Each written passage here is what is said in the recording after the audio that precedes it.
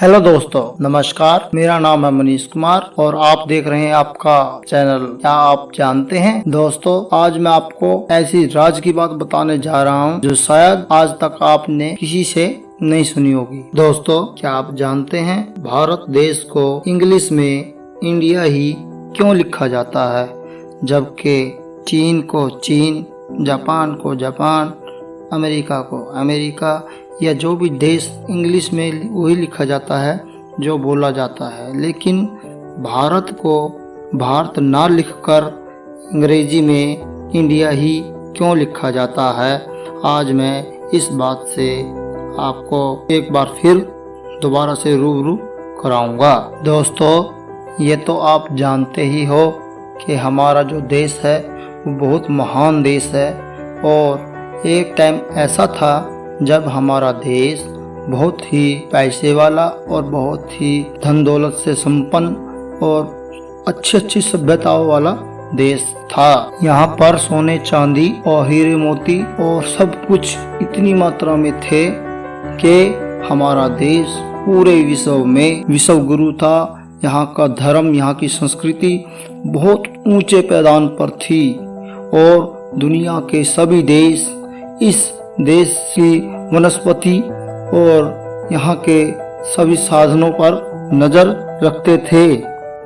हमारे देश को सोने की चिड़िया भी बोला जाता था। हमारा देश राजाओं महाराजाओं का देश था, लेकिन हमारे देश के राजा महाराजा जो थे वो अपने समुद्री तटों पर और समुद्री जहाज़ों पर ज़्यादा ध्यान ना देकर, उनके पास हर चीज़ की पूरी उपलब्धता थी, हर चीज़ में वो संपन्न थे, तो इसलिए उन्होंने दूसरे देशों पर ज़्यादा ध्यान नहीं दिया। लेकिन जो यूरोपीय देश थे, हमारा विश्व जो था ये दो हिस्सों में बटा हुआ था, एशिया और यूरोप। और जो एशिया में, हमारे एशिया में भारत आता है, भारत में हर तरह की संपन्नता थी, तो इसलिए हमारे देश के जो राजा महाराजा होते थे वो दूसरे देशों पे ध्यान नहीं देते थे, उन्हें हर चीज़ की सुविधा थी।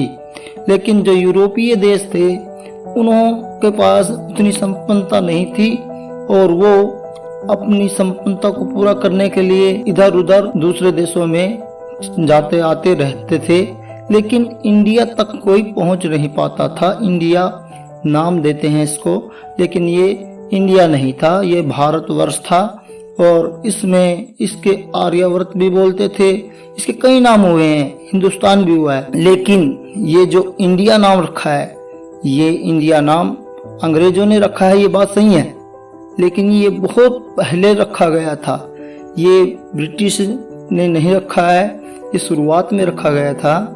और जो यूरोपीय देश थे वो टेक्नोलॉजी और साइंस में उस समय भी बहुत उन्नत थे और वो अपने कच्चे माल की प्राप्ति और उद्योगों को बढ़ाने के लिए और अपनी सीमाओं को, साधनों को बढ़ाने के लिए अपनी यात्राएं करते थे।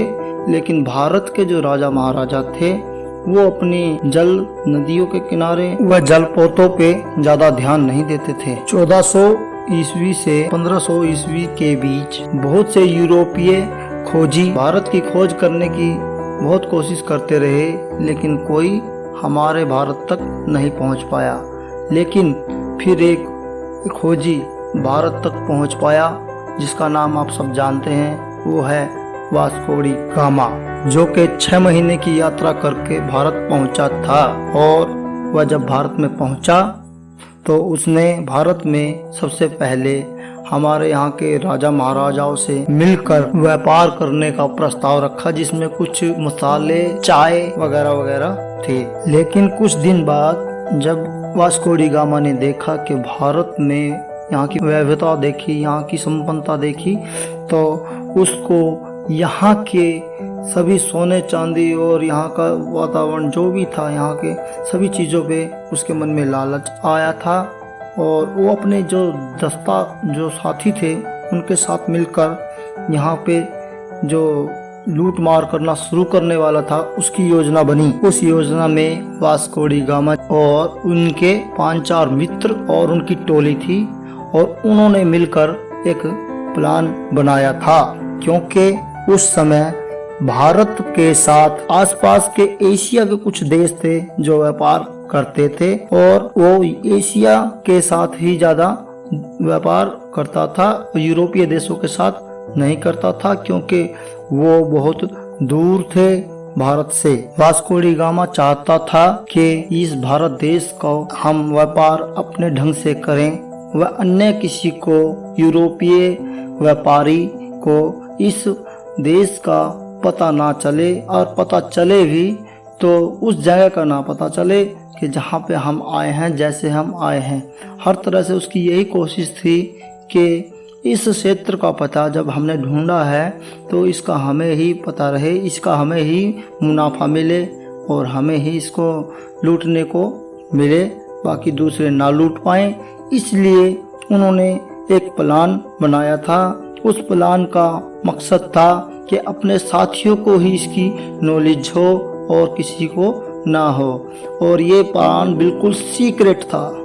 ये प्लान किसी को भी नहीं पता था, सिर्फ उन 5 आदमियों के सिवा जो यूरोप के थे। और उन्होंने इसी प्लान के मुताबिक भारत को काफी सालों तक, 50-60 सालों तक खूब लूटा, और उसके बाद जब धीरे धीरे सबको पता लगता चला गया कि ये क्या है, कहाँ से है, तो सब देश ऐसे ही करने लगे और धीरे धीरे भारत को इतना लूटते चले गए कि आज आप देख ही रहे हो कि क्या हो रहा है इंडिया में। तो दोस्तों, अब इस सीक्रेट प्लान को जानने के लिए हमें उस इंडिया शब्द को फुल फॉर्म में कन्वर्ट करना पड़ेगा। वो फुल फॉर्म देखनी पड़ेगी कि क्या थी। वो है INDIA। आई का इंटर, एन का नेशनल, और डी का मतलब होता है डायमंड, और आई का फिर इन, और ए का मतलब एशिया, अर्थ के international diamond in Asia. Asia के अंदर, एशिया महाद्वीप के अंदर वो जगह जहां पर सबसे ज्यादा हीरे जवाहरात हैं, वो जगह इंडिया। अगर इसको भारत बोलते तो सब देश जान जाते, इसलिए उन्होंने कोड वर्ड डाला भारत, वो जगह जहां पर एशिया महाद्वीप के अंदर सबसे ज्यादा हीरे जवाहरात पाए जाते हैं, वो जगह, ताकि जब भी कोई आपस में आए यूरोप से अपना साथी, तो वो पूरा नाम ना बता करके सिर्फ एक छोटा शब्द बोल दे, इंडिया, मुझे इंडिया जाना है। अपने सभी अड्डों पे अपना साथी जब भी कोई आए तो इतना बोले इंडिया, वो समझ जाएगा से कहाँ जाना है, ये हमारा बंदा है, ये वहाँ जाएगा।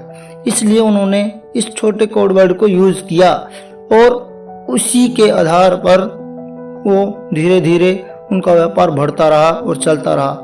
और जैसे जैसे लोगों को और दूसरे यूरोपीय देशों को पता लगता रहा, टाइम लगता है तो पता लग ही जाता है, तो उनको भी पता लगता रहा, तो वो भी उसे इंडिया ही बोलने लगे। तो इंडिया उन्होंने शब्द रखा था, तो सब धीरे धीरे इंडिया ही बोलने लगे, और इस प्रकार हमारे देश को इंडिया नाम पड़ गया। और आज हम, कोई भी हमसे पूछता है कि आप भारत के हो, इंडिया क्यों लिखते हो, तो पूरी तरह से जवाब नहीं दे पाते, इधर उधर घुमाते रहते हैं, लेकिन सच्चाई यही थी। और आज हर किसी को यह पता होना चाहिए, ताकि जब कोई हमसे सवाल करे कि तुम्हें तो अपने देश के नाम को फुल फॉर्म भी नहीं होती, तो कोई कुछ बोलता है, कोई कुछ बोलता है, लेकिन वास्तविक सच्चाई जो थी वो मैंने आपके सामने रखी है अपने ही एक ढंग से, क्योंकि जैसा मुझे पढ़ने को मिला उसको सारा तथ्यों के हिसाब से, और जो मुझे पता था शुरू से अपने हिसाब से मैंने बताया है। अब आप सहमत हो तो मेरे वीडियो को लाइक जरूर करिएगा, अगर सहमत नहीं है तो कोई बात नहीं, वो आपकी इच्छा। धन्यवाद।